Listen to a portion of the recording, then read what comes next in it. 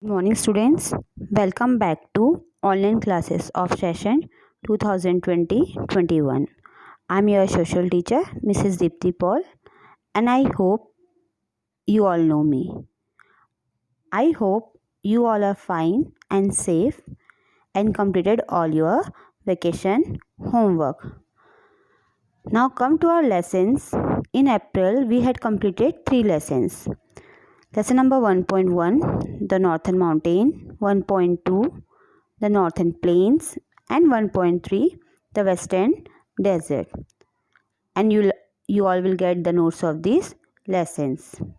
Let's start our next lesson of Unit 1. That is lesson number 1.4, the Southern Plateau. A plateau is a large area of fairly level land. It is high above the area around it. Its slopes are rough and uneven. It is mostly a rocky area. It rises up like a mountain, but it does not have any peak. In previous chapter, I already explained you about the plateau and difference between plateau and mountain. Let's have a revise. And I have shown you picture also. Plateau is a large area of fairly level land. It is like a mountain. The only difference is mountain have peaks but plateau does not have any peaks. It is a level land. Just take an example of table. Like table is high above but at the top it is a flat, that is tabletop land. Same way the plateau is high but at the top it is a level land and it is a rocky area. Now come to next paragraph. We have a big plateau to the south of the northern plains. It covers a very large part of the country. It is called the Deccan Plateau. Now here you can look at the map. Okay. It large part of the country. It covers a large part of the country that we call the Deccan Plateau. And this here at the top, that is your northern plains. And here this Deccan Plateau, this we call the Peninsular Plateau. And Peninsular Plateau is aggregate of smaller plateaus. So many plateaus will study in this lesson. Small plateaus are there. And here river Narmada divides this into two. That is Central Highlands and the Deccan Plateau. And this is your Deccan Plateau. Now next paragraph. The Deccan Plateau looks almost like a triangle. It is surrounded by mountains and hills. It extends from the Aravalli Hills of Rajasthan to the Rajmahal Hills of Bihar. To its east and west, there are a chains of hills. They are called the Eastern Ghats and the Western Ghats. The height of these ghats goes on increasing from north to south. Now again come back to the map. Here you can see at the top here northern plain is there. This is your northern plains. Okay, and it extends from Aravalli Hills of Rajasthan to Rajmahal Hills of Bihar. Okay, then to its east are Eastern Ghats and west are the Western Ghats. And these ghats are a chains of hills, and the height of these ghats goes on increasing. When they come from north to south, when they move from north to south, their the heights of these ghats goes on increasing. And just now it is told that Deccan Plateau almost looks like a triangle, and it is surrounded by mountain. Here also the mountain ranges are there. Satpura, Vindhyas, okay, so many mountain ranges are there, but that is not covered with a snow like Himalayan ranges, and it is also not high as Himalayan ranges. Mountains are not much high as Himalayan ranges. Now, the Western Ghats are close to the sea. They are in a continuous chain from river Tapti to Cape Comorin, also called Kanyakumari. It is southernmost tip of the Indian mainland. The hills of the Western Ghats are little higher than the hills of the Eastern Ghats. The Western Ghats and the Eastern Ghats join together to form a knot known as Nilgiri Hills. Again, come back to the map. Here you can see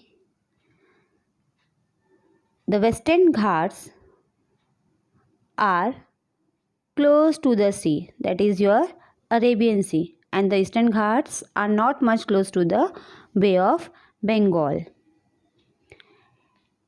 And Western Ghat is a continuous chain, and it stretches from river Tapti to the Kanyakumari.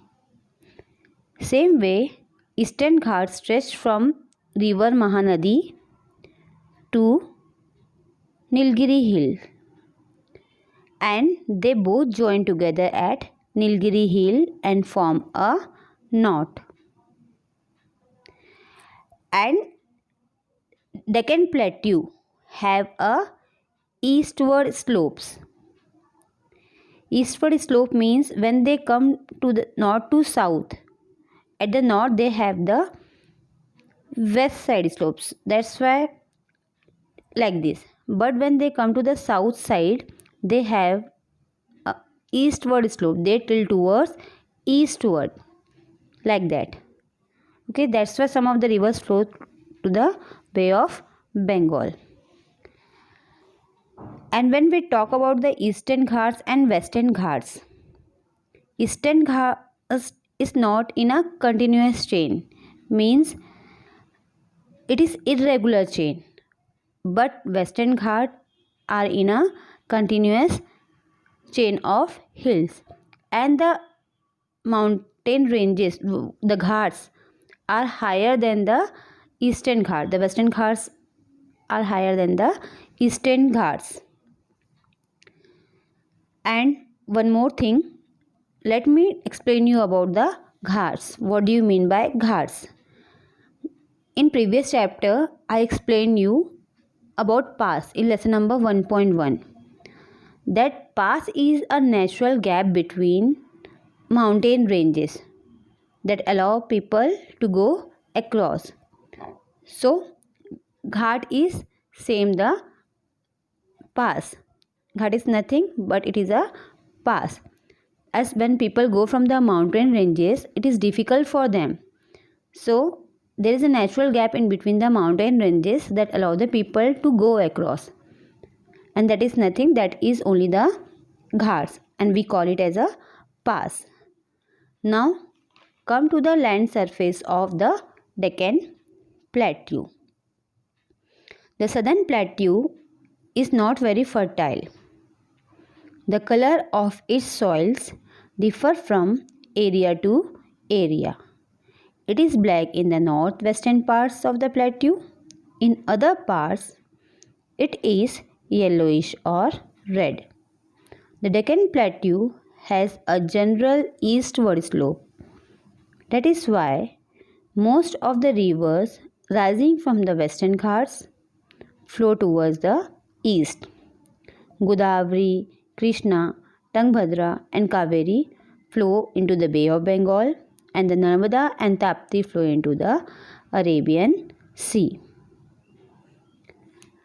So just now I told you the southern plateau, that is Deccan Plateau, is a rocky area. It is mostly a rocky area. That's why it is not very fertile.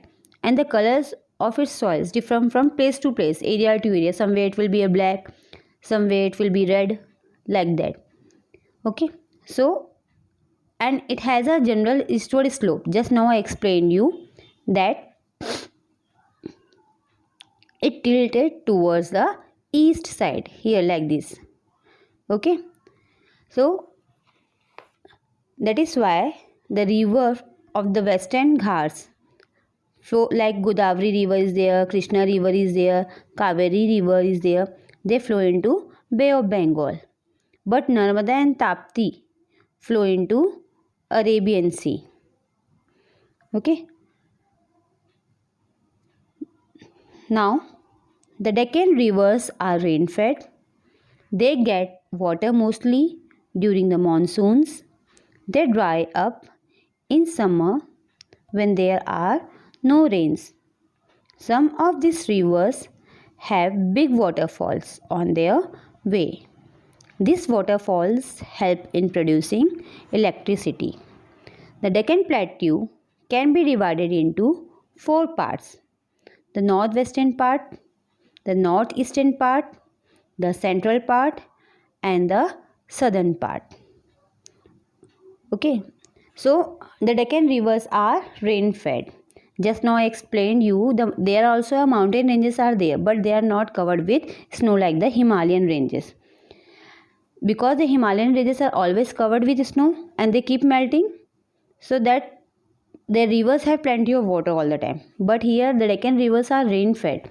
It depends mostly on the monsoons, and that's why in summer season most of the rivers there is no water and they dry up in summer because there is no rain. And but some of these rivers have big waterfall on their way, that we'll study later, and these waterfalls help in producing electricity. Now let's discuss about the different parts of the Deccan Plateau. First one is the northwestern part. Northwestern part means here you can see this is your north and this is your west. This is your northwestern parts. The northwestern part of the plateau extends from the Aravalli hills to the Sun River. The Vindhyas form its southern border. The Chambal, Betwa and the Son are some of the important rivers flowing in this region.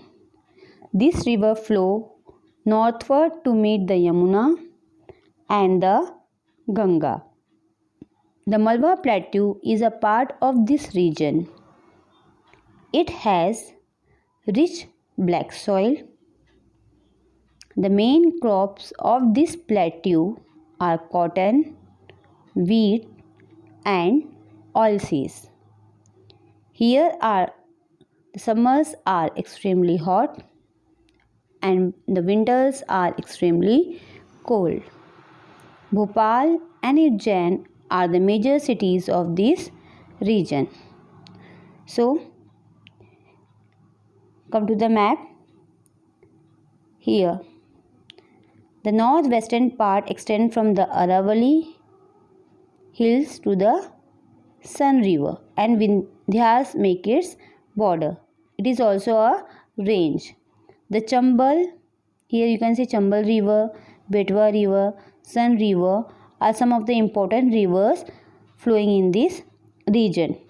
And this river flow northward, means they go and meet river Yamuna and river Ganga. They flow upward, means they flow northward to meet the Yamuna and the Ganga. In previous chapter you had studied that these 3 rivers are the tributaries of river Yamuna. The Malwa Plateau is a part of this region. Here you can see the Malwa Plateau.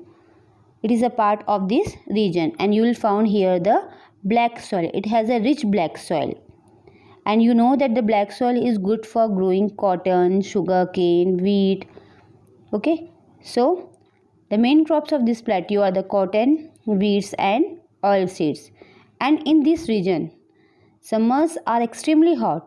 At the same time, in winter season, it is very cold.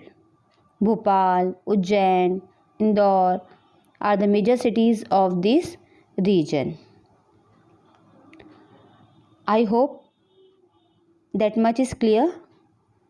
So in next class, we'll study about the next part of the Deccan Plateau.